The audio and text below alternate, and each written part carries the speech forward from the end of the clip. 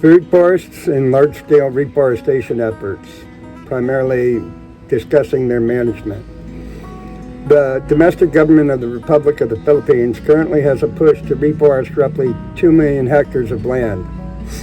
The Democratic Republic of the Congo is pushing similar efforts for 3 million hectares within the Congo rainforest basin. Similar efforts are also underway for both the Amazon and Borneo rainforests, and we have already received tentative approval through stage 3 for operations here in the Philippines, with pledges of both private and public support for expanded operations in Borneo, Congo, and potentially even in the Congo. So Borneo, the Amazon, and potentially the Congo. Contingent on the successful implementation of the pilot program here in the Philippines. Unfortunately, when the rubber met the road, the majority of our experts determined that utilizing food forests for major reforestation efforts was somehow or another antithetical to the principles of permaculture as set forth and established by Bill Mollison and Holmgren. Additional technologies, such as those that we were planning on using for processing municipal solid waste and eliminating landfills here in the Philippines, proved incapable of meeting the strict environmental standards of the Philippine government, bringing the overall economic sustainability, or at least the initial economic maturity, into question. That does not mean it's impossible, but we're going to have to work a little bit harder and a little bit differently. We've already made contingencies for that. Thus, ultimately, we have reverted to the position of just a few people with really great idea, unless, of course, you know someone who is interested and put them in touch with us, or even especially if that is you. Mind you, there is also a viable program that has not only been introduced, but which has, again, received full approval through to stage 3. As is the case with any successful reforestation efforts, the food forests will have to be properly managed and maintained. This challenge will be made even more difficult given the vast amounts of food and potential harvest that some may wish to obtain either for personal stores or even for personal gain in the case of sales or other based profit exploration.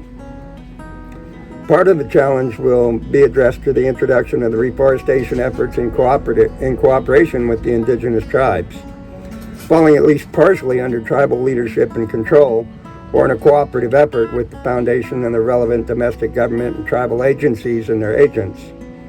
This integrated oversight and management will be necessary for the utilization and managed exploitation of the food forest at such a time as they have reached a sufficient level of environmental maturity and are producing at levels adequate for introducing the feeding and certain business programs for the indigent members or the more vulnerable members of society. It does need to be understood that even at scale, the food forest will take somewhere between 8 to 15 years to fully mature in tropical and subtropical climates such as those found within the Philippines. Conversely, the food forests are one aspect of the program that are viable for the long term, well beyond the initial 200-year plan established by the Foundation. This is, of course, clearly evidenced by existing food forests that can be seen as examples. One food forest in Vietnam in particular has been around for literally hundreds of years. They say about 350 to 400, but judging by the growth, it looks to be older than that. And at the time of the last report I saw, the maintenance requirements were so demanding that an octogenarian couple were tasked with the daily oversight and management of operations on site. The other classic example is a food forest in southern Morocco, or more accurately, and I'm not even going to try to pretend I'm getting this name correct, but the Dra Tafilale region. Basically, it's within the Timert Oasis, Timert Oasis, which was estimated to have been planted sometime nearly 2,000 years ago, about the time of the Christ. While I cannot say for certain, it does seem very likely that over the course of 2,000 years, encompassing everything from the Roman expansion to the Dark Ages and through the Renaissance and into the modern age, spanning across literally every era in between then and now, that there are likely some periods where nobody was tasked with caring for this particular food forest.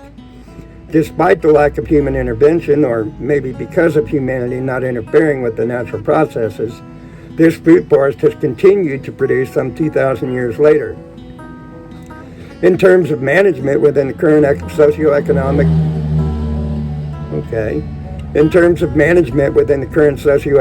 and sociopolitical systems, the food forest will be integrated with additional permaculture pursuits as well as rural development and poverty eradication efforts, all ideally at least in an attempt to lay the groundwork for systemically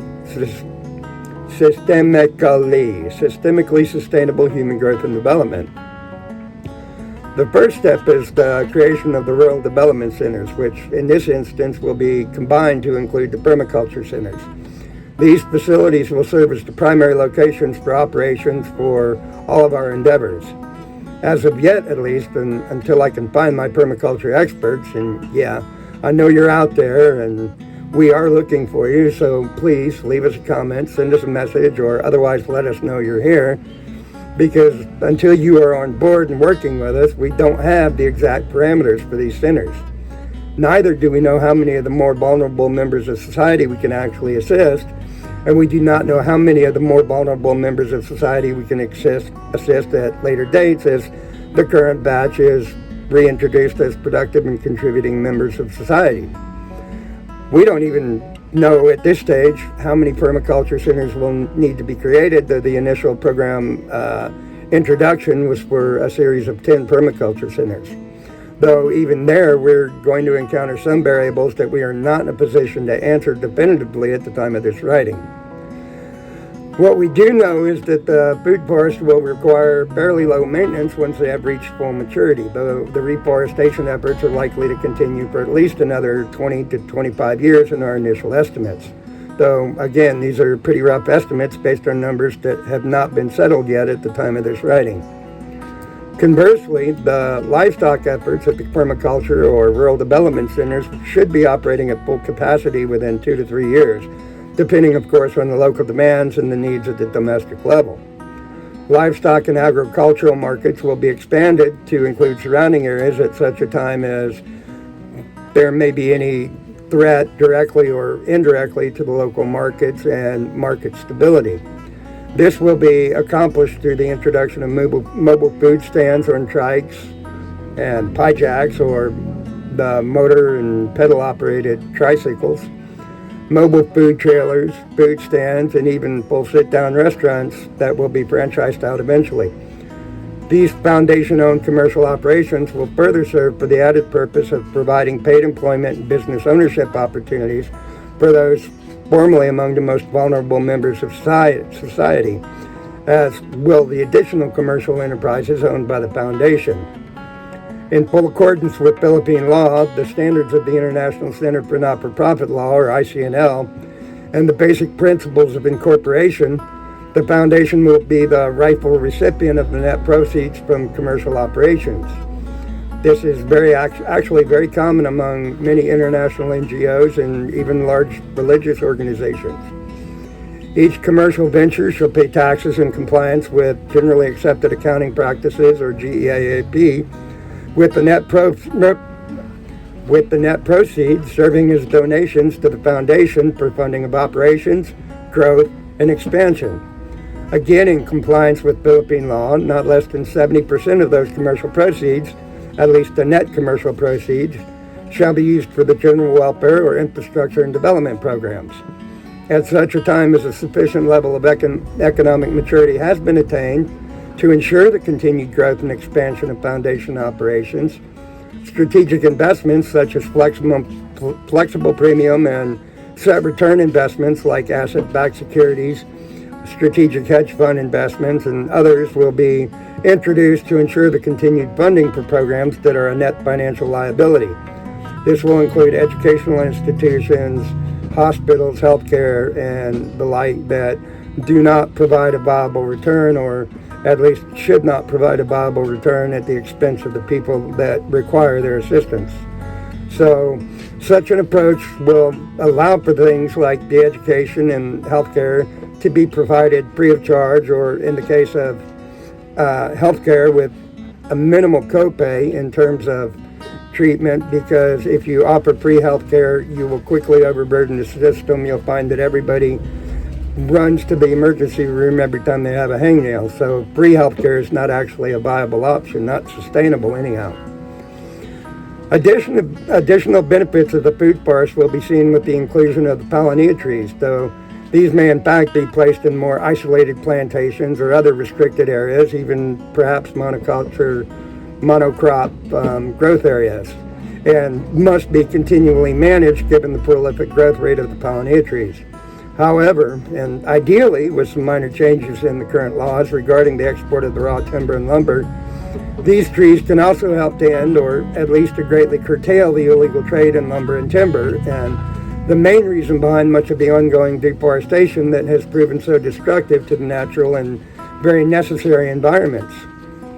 The ability to increase the use of the palinea timber within the Philippines, in addition to the ability to grow exceptionally valuable veneer logs within approximately 8 years, make this both a viable and profitable alternative to the teak and mahogany trees in particular, though in addition to other hardwood species throughout the Philippines and throughout the rainforest basins.